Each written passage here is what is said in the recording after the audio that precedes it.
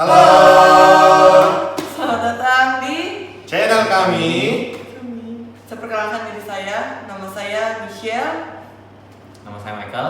Nama saya Christian. Hari ini kita mau bahas tentang Yohanes 6 ayat 51 sampai 66. Dan itu kita langsung bahas aja ayatnya. Akulah roti hidup yang telah turun dari sorga. Jikalau seorang makan dari roti ini, ia akan hidup selama-lamanya. Dan roti yang kuberikan itu ialah dagingku yang akan kuberikan untuk hidup dunia. Orang-orang Yahudi bertengkar antar sesama mereka dan berkata, bagaimana ia ini dapat memberikan dagingnya kepada kita untuk dimakan. Maka kata Yesus kepada mereka, aku berkata kepadamu, sesungguhnya jikalau kamu tidak makan daging anak manusia dan minum darahnya, kamu tidak mempunyai hidup di dalam dirimu. Barang siapa makan dagingku dan minum darahku, ia mempunyai hidup yang kekal, dan aku akan membangkitkan dia pada akhir zaman. Sebab dagingku adalah benar-benar makanan, dan darahku adalah benar-benar minuman. Barang siapa makan dagingku dan minum darahku, ia tinggal di dalam aku dan aku di dalam dia. Sama seperti Bapa yang hidup mengutus aku dan aku hidup oleh Bapa.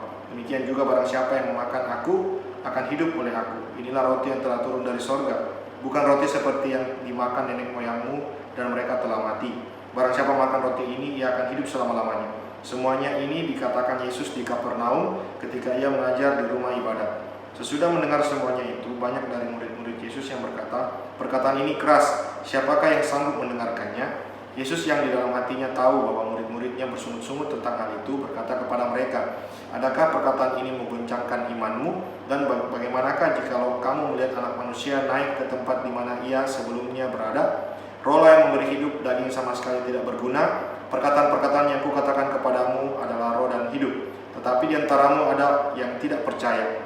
Sebab Yesus tahu dari semula siapa yang tidak percaya dan siapa yang akan menyerahkan dia.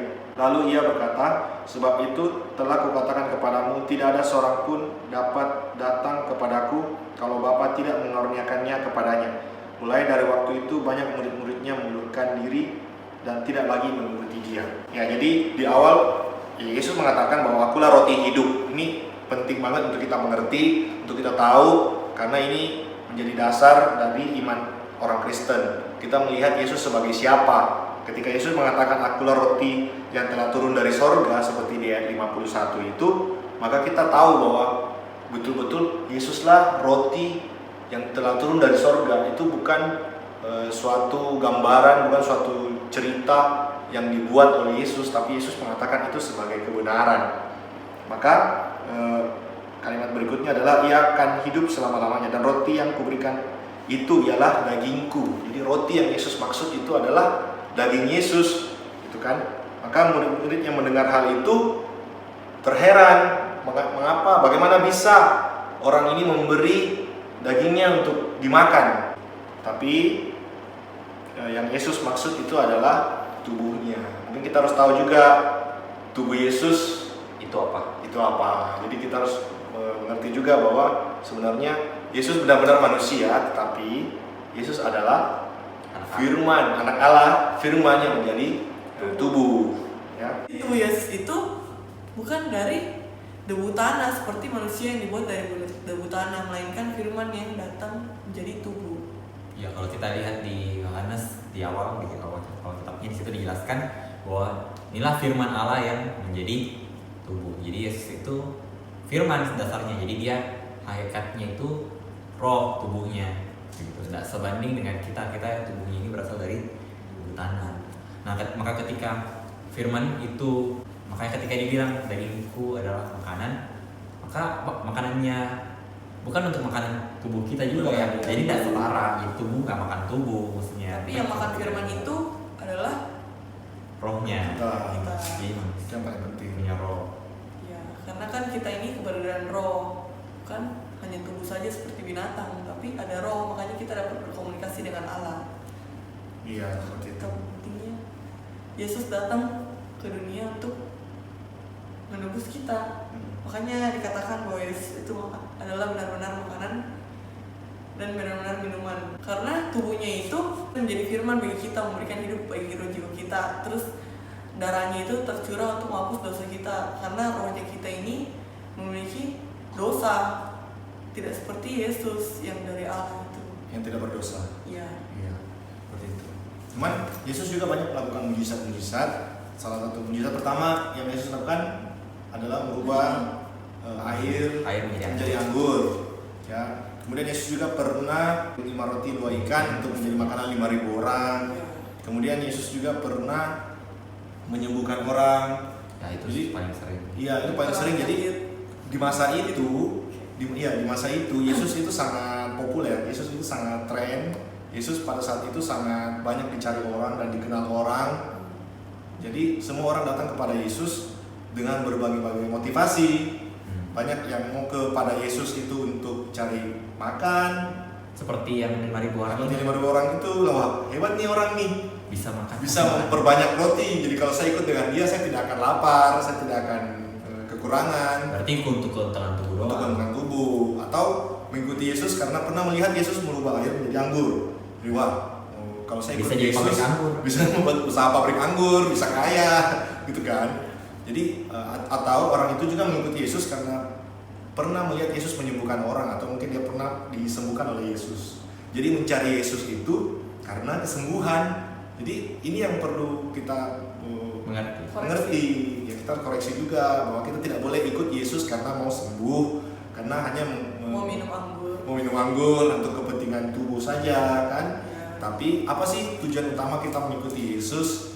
Nah, kalau kita tidak mengerti, maka kita bisa jadi seperti orang-orang ini Yang meninggalkan Yesus. Yohanes 6 ayat 66. Mulai dari waktu itu banyak murid-muridnya mengundurkan diri dan tidak lagi mengikuti dia. Apakah kita mundur? Apakah kita bisa mundur seperti ini? Itu kalau motivasi kita salah dalam mengikuti Yesus. Tapi kamu lihat Yesus sebagai yang menghidupkan roh jiwa kita, menghidupkan untuk makanan roh kita. Jadi itu bakal sesuai dengan yang Yesus tujuannya datang. Dia datang sebagai roti hidup. Jadi hidup di sini bukan hidup untuk tubuh sekali lagi, tapi hidup untuk roh. Jadi kita pun membaca Alkitab ini bukan sekedar untuk mencari kehidupan tubuh saja, tapi kita harus melihat segala sesuatunya itu dari sisi rohani, karena kita ini keberadaan roh sekali lagi. Ya kan, semuanya itu terjadi karena roh. Allah itu roh. Iya benar. Maka di ayat 63 di situ jelas yang banget. Rohlah yang memberi hidup, daging sama sekali tidak berguna. Perkataan-perkataan yang Yesus katakan kepada kamu adalah roh dan hidup. Maka ketika Yesus datang kepada kita, dia bertanya kepada kita. Dia mengatakan kepada kita, aku makanan, tubuhku makanan, darahku minuman. Kita bisa terima atau tidak seperti itu? Kalau kita tidak bisa menerima, berarti selama ini kita mengikuti Yesus bukan dengan motivasi yang benar, bukan dengan motivasi yang tepat, tapi bukan dengan sudut pandang yang tepat. Ya, maka harus dengan iman, teman-teman. Harus mengikuti Yesus dengan iman dan bukan dengan motivasi yang keliru, seperti misalnya hanya untuk mengingini berkat tubuh, keinginan tubuh, atau hanya ingin kesembuhan, mengikuti Yesus ingin sembuh. Itu juga yang salah. Tetapi mengikuti Yesus dengan tujuan mau mendengarkan firman Allah, mau mendengarkan kebenaran, mau tunduk kepada, mau menyembah kepada Allah yang hidup. Seperti itu. Maka kata-kata Yesus itu adalah yang memberi hidup bagi roh kita, gitu ya. Kalau kita punya iman, pasti kita lihat sudut pandangnya bukan lagi secara tubuh, tapi kalau teman-teman punya iman, pasti teman-teman lihat itu secara rohani. Jadi kalau dibilang makanan, minuman, itu secara rohani maksudnya. Kalau teman-teman lihat secara iman, tapi kalau teman-teman masih lihat secara kepercayaan, secara tubuh, secara agama, maka teman-teman bakal lihat itu sebagai yang nggak bisa diterima secara manusia. Bagaimana manusia makan daging manusia? Tapi kalau secara iman, karena untuk rohnya teman-teman, bukan untuk tubuhnya. Jadi bukan tubuh yang makan dagingnya seperti tubuhnya gitu, enggak. Tapi adalah firman itu kan itulah tubuh Yesus yang kita taati, itu yang menjadi hidup bagi jiwa kita. Maka nanti kalau teman-teman baca di ayat 53, Yohanes 6 ayat 53, maka kata Yesus kepada mereka, aku berkata kepadamu, sesungguhnya jikalau kamu tidak makan daging anak manusia dan minum darahnya, kamu tidak mempunyai hidup di dalam dirimu. Nah, hidup di sini artinya hidup untuk roh jiwa, jadi bukan untuk tubuh. Kan kalau misalnya dilihat berarti tubuhnya yang makan dong kalau untuk tubuh hidupnya. Tapi kalau hidup untuk roh juga maka rohnya itu yang makan. Nah, daging anak manusia ini maksudnya adalah firman. Jadi bagaimana caranya roh bisa makan firman? Itu dengan cara ditaati. Jadi ketika kita melakukan firman itu, ketika kita dengar firman Allah terus kita lakukan, kita taati firman Allah itu, dan maka itu menjadi hidup bagi teman-teman, jadi hidup bagi roh jiwanya kita semua yang taati. Jadi kepercayaan yang tadi dibilang itu maksudnya bukan kepercayaan dari dirinya kita sendiri, melainkan ada yang tertulis, itulah iman. Iman itu ada janji Allah, Allah yang menjamin, ada perkataan Allah yang menjamin. Sedangkan kepercayaan manusia itu nggak ada yang menjamin, hanya dari dirinya sendiri. Jadi kita harus benar-benar melakukan kehidupan iman kita itu yang betul-betul kita harus mengerti apa itu iman, apa artinya iman. Contoh misalnya kamu ke gereja, apa motivasi kamu ke gereja? Kamu ke gereja karena mau bertemu teman, kamu mau ke gereja karena mau sembuh, kamu ke gereja karena takut terkutuk pun itu motivasi yang salah. Jadi kamu ke gereja itu dengan motivasi yang benar, harus kita mengerti cara motivasi yang benar itu seperti apa. Kita ke gereja itu karena kita tahu kita yang butuh Allah, bukan Allah yang mencari-cari kemuliaan kita, bukan, tapi karena kita mencari Allah, kita butuh hidup dari Allah. Itu yang menjadi penting supaya kita menyadari itu. Jadi kalau teman-teman mendengarkan khotbah tapi tidak merasa mengerti firman Allah, berarti apakah firman itu menggoncangkan imanmu? Apakah firman itu, adakah perkataan itu menggoncangkan imanmu? Apakah kamu akan mengundurkan diri seperti murid-murid ini? Maka ketika orang mencari makan apa, minum apa, menjadi hal yang salah, itu menjadi hal yang keliru. Maka yang benarnya adalah mencari Yesus untuk mendapat hidup yang kekal, bukan mencari makan apa, minum apa di dunia ini. Maka Yesus juga mengatakan, tetapi carilah dahulu kerajaan Allah, maka semuanya itu akan ditambahkan kepadamu. Makanya di ayat Yohanes 6 ayat 54-nya coba kita baca, barang siapa makan dagingku dan minum darahku, dia mempunyai hidup yang kekal, dan aku akan membangkitkan dia pada akhir zaman. Jadi di sini janjinya ini letaknya tadi yang seperti yang Michelle bilang, barang ada janjinya. Jadi iman itu berdasarkan janji ini. Kita baca ini ayat, siapa yang makan daging Yesus, minum darah Yesus, ia mempunyai hidup yang kekal. Jadi ini termasuk janji Allah. Jadi janji Yesus kepada kita semua ini yang baca ini semua ayat pada hari ini pun yang baca ayat ini, itu kalau baca ayat ini itu ada janji bagi dia yang makan. Kalau dia makan daging Yesus, minum darah Yesus, ada hidup kekal dan dia akan dibangkitkan pada akhir zaman. Nah ini kalau kita percaya ini dan kita taati, kita makan daging Yesus, kita minum darah Yesus, dalam artian kita taat akan firman-Nya, berarti kita bakal terima hidup kekal. Ya, karena firman itu berlaku masa sekarang. Firman itu hidup, bukan yang masa lampau. Apabila kalian mendengar firman dan berpikir gitu, firman cuman masa lalu, bukan hari ini firman itu. Ya, artinya mereka yang tidak menerima itu sebagai firman adalah yang mengundurkan diri dari Yesus, yang bergerak menjauh dari Yesus. Seperti itu, ya. Kita harus selidiki diri kita masing-masing. Kita benar-benar memiliki iman itu. Maka yang kita lakukan ini sudah benar, imannya itu untuk mencari hidup yang kekal. Untuk mencari hidup yang kekal, bukan sekedar mencari kesembuhan, mencari makan apa, minum apa. Itu semuanya itu akan ditambahkan apabila kita benar-benar mencari kerajaan surga dahulu. Kan? Iya, seperti itu. Jadi kalau kamu mau ke kerajaan surga, salah satu caranya adalah harus makan daging Yesus, harus minum darah Yesus. Seperti di ayat 54 tadi ya. 54 ya. Ya, 54. Ia akan membangkitkan kamu pada akhir zaman. Bagaimana mau ke kerajaan surga? Harus makan daging Yesus. Kalau tidak makan daging Yesus, tidak bisa ke surga, tidak dibangkitkan oleh Tuhan Yesus. Maka ini yang harus kita mengerti, ini harus kita pelajari.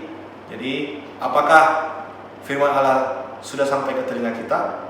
Bunyinya, makanlah daging Yesus, minumlah darah Yesus. Saudara sudah makan daging Yesus atau sudah minum darah Yesus? Atau belum? Kalau belum, ya harus cepat makan daging Yesus, minum darah Yesus. Atau mungkin, apakah perkataan itu menggoncangkan imanmu? Ya, di sini itu berarti orang yang mendengarkan saat ini juga. Termasuk kita juga. Ya, termasuk kita juga di sini yang ada di sini, kita dengar sama-sama ayat ini. Jadi sebenarnya makan daging Yesus dan minum darah Yesus itu apa? Jadi karena makan daging Yesus itu bukan ada yang dari debu tanah seperti tadi, Iya. tapi dari firman yang menjadi tubuh. Maka cara kita merespon firman Allah yaitu mendengarkan firman dan taat. Pada saat itulah kita sedang mengunyah daging Yesus itu. Bukankah firman Tuhan ketika kita mencoba untuk taat, ada juga halangan, ada juga hambatan. Seperti itulah proses kita sedang mengunyah firman Tuhan itu. Kita harus melalui masa di mana kita harus berusaha untuk mentaati firman Tuhan, berusaha berjerih lelah untuk mentaati firman meskipun banyak kendala, halangan. Itulah proses kita mengunyah firman Tuhan itu. Dan ketika kita maksudnya adalah minum darah Yesus, itu berarti kita memberikan hidup kita kepada Allah saja dan membiarkan hidup Allah masuk di dalam diri kita. Karena di Imamat 11 ayat 17 mengatakan apa? Di dalam darah ada hidup. Ketika kita minum darah Yesus berarti kita sudah hidup dengan hidupnya Allah, hidupnya Yesus. Maka maksudnya makan daging Yesus dan minum darah Yesus, kita harus mentaati firman Tuhan dan membiarkan hidup Allah kita alami, membiarkan kita mentaati firman Allah dan kita tinggal di dalam firman seperti firman tinggal di dalam kita. Jadi pertama-tama kita harus dengar firman-Nya dulu, terus melakukan firman, Melakukan firman-Nya. mengalami. Dan membiarkan hidup Allah ada di dalam diri kita dan kita hidup di dalam.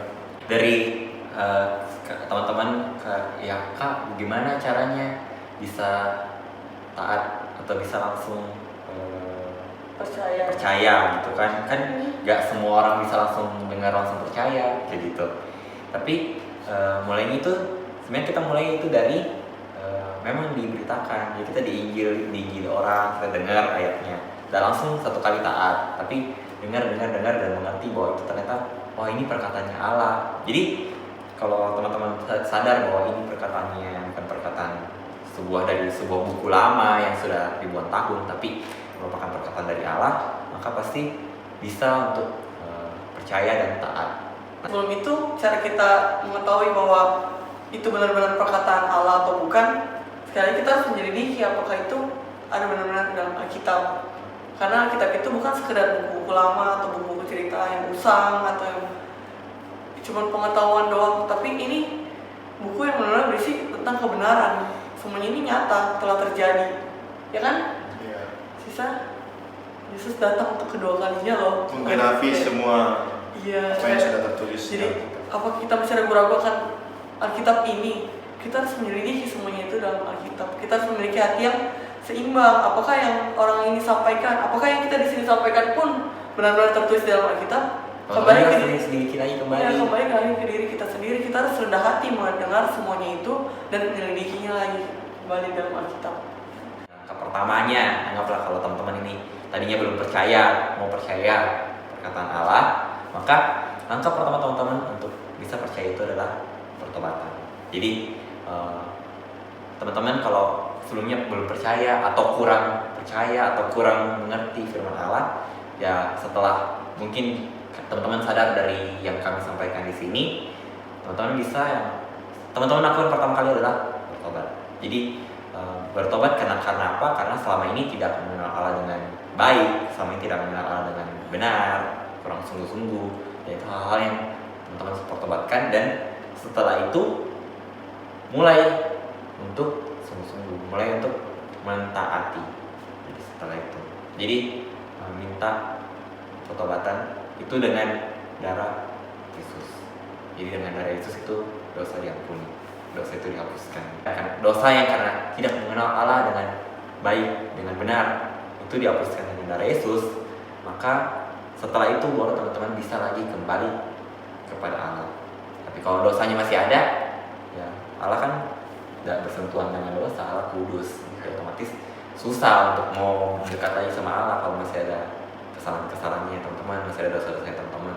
Tapi kalau sudah bertobat pasti bisa, pasti gampang, pasti bisa untuk kembali berhadapan sama Allah. Karena memang Allah aturannya begitu. Kalau teman-teman mau cari tahu aja ayatnya, teman-teman bisa selidiki, ada kok di Alkitab. Ya, jadi penting banget bagi kita untuk tahu bahwa Yesus adalah benar-benar roti yang turun dari sorga, dan darahnya benar-benar minuman. Karena dengan begitu hidup Allah ada di dalam diri kita. Kita menjadi orang Kristen oleh karena kita makan daging Yesus, minum darah Yesus. Maka bagi orang Kristen, kata-kata itu makan daging Yesus, minum darah Yesus itu bukanlah kata-kata yang mustahil, tetapi itulah yang kita alami, itu yang membuat kita lahir baru, itu yang membuat kita masuk ke kerajaan sorga nantinya. Maka adakah kata-kata itu menggoncangkan imanmu? Kembali lagi kita selidiki diri kita masing-masing. Teman-teman jawab sendiri. Ya, Ya, mengapa kita perlu masuk ke kerajaan sorga? Semua orang pasti punya pengharapan masuk ke kerajaan sorga. Karena kerajaan sorga semua keinginan, semua harapan dari orang, mereka merasa itu tergenapi di sorga. Apa yang menjadi cita-cita saya, menjadi idaman saya, semua yang saya ingini itu terjadi di sorga. Padahal ada kesalahpahaman di sini, bahwa bukan keinginan kita yang ada di sorga, tapi keinginan Allah yang nyata di kerajaan sorga. Maka ketika di awal Yesus mengatakan kita harus taati firman-Nya, hidup di dalam firman-Nya, tapi kita memilih menolak itu dengan menjadikan sorga kita sendiri, maka kita tidak akan masuk ke kerajaan sorga. Sebenarnya kita mengharapkan bukan sorga yang Allah rencanakan, tapi sorga yang kita buat dengan pikiran kita, sorga yang kita buat dengan cita-cita kita sendiri. Maka saudara harus tahu bahwa ketika kita bicara tentang kerajaan sorga, yang terjadi adalah apa? Kehendak Allah yang dinyatakan, bukan kehendak kita.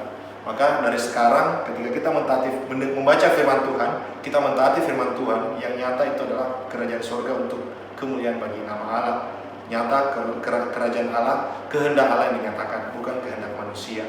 Maka untuk mencari kerajaan sorga itu, yang perlu kita lakukan adalah mencari kehendak Allah, seperti itu. poin terakhir saat ini itu di ayat 63, Yohanes 6 ayat 63. Kita baca sama-sama. Roh yang memberi hidup, daging sama sekali tidak berguna. Perkataan-perkataan yang katakan kepadamu adalah roh dan hidup.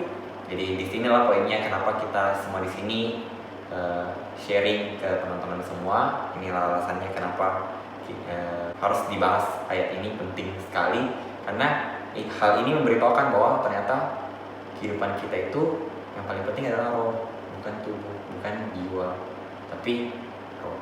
Jadi kalau teman-teman masih pikir ya mau taat firman Allah sih, tapi kan ada pekerjaan, ada sekolah, ada kesibukan lain, tapi Allah bilang roh yang paling penting. Maka semua pekerjaan yang rohani, semua pekerjaan yang melibatkan perintah Allah itu yang paling utama. Tubuh itu prioritas kedua, roh yang paling utama. Itu yang teman-teman harus bisa mengerti. Kalau teman-teman mengerti kalau roh yang paling penting, pasti bisa untuk memprioritaskan kehidupan iman, bisa untuk lebih mencari Allah, bisa untuk menjadi kehidupan lebih sungguh-sungguh lagi. Mungkin karena selama ini teman-teman pikirnya belum tahu kalau ternyata roh itu yang paling penting, masih terpaut sama kehidupan tubuh.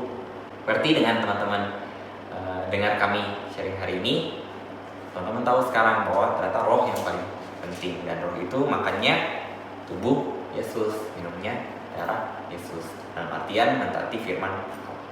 Ya, dan setelah kalian mendengar hal ini juga, jangan menutup hati bahwa apakah yang kita sampaikan ini tidak benar, bukan kebenaran. Kita harus membuka hati kita, melihat segala sesuatunya itu dari sisi rohani. Kita ini benar-benar sungguh-sungguh yang adalah keberadaan roh. Kita tidak bisa hidup tanpa roh, dan roh itu yang diberikan oleh Allah. Ketika kita disampaikan oleh seseorang seperti kita sekarang ini kan sedang menyampaikan kepada kalian, kamu semua, dan kepada mengingatkan diri kita juga masing-masing, kita ini tidak boleh menutup hati akan firman Allah yang kita sampaikan. Karena yang kita katakan ini berdasarkan Alkitab, apa yang tertulis dalam Alkitab itu firman Allah. Jangan karena diberi kita tahu, kita menutup diri. Kayaknya ini tuh emang udah tahu yang mana benar, yang mana salah, tapi kita malah lebih memilih yang salah daripada mengikuti yang benar. Sebenarnya kita harus mengikuti yang benar itu, harus menyelidiki segala sesuatunya apakah itu benar atau salah. Jangan karena yang tadi dibilang juga menggoncangkan iman, gara-gara Allah, gara-gara Yesus bilang bahwa dagingku ini benar-benar makanan dan darahku ini benar-benar minuman, kita lari gara-gara hal itu. Padahal itu kebenaran sesungguhnya. Kenyataan sebenarnya Yesus itu sudah datang dan benar-benar mengatakan hal itu sendiri, telah berjanji. Tapi kita ini tidak menganggap hal itu sebagai kenyataan yang sebenarnya, malah kita lari dari hal itu. menganggap kita menutup hati kita, kayak kita tahu yang benar ini yang benar, yang salah dan benar, tapi kita malah pilih yang salah. Sekali lagi selidiki diri kita masing-masing, kita harus membuka hati akan apa yang kita dengar, apalagi itu menyangkut tentang firman Allah. Jadi sekian hari ini kita membahas tentang ayat dasar tadi yang di dalam Yohanes 6 ayat 51 sampai 66. Ya, kalau teman-teman udah mengerti tentang ayat ini melalui penyampaian kami semua di sini, jangan berhenti di teman-teman, tapi sebarkan ke teman-teman. Ya, atau ada yang kurang dimengerti bisa komen di bawah. Pertanyaan teman-teman itu pasti akan kami jawab di video-video berikutnya. Kita akan lebih sering lagi membahas firman Allah. Jangan lupa like, komen, dan subscribe. Oke, demikian video kita hari ini. Semoga bermanfaat. Sampai ketemu di video-video berikutnya.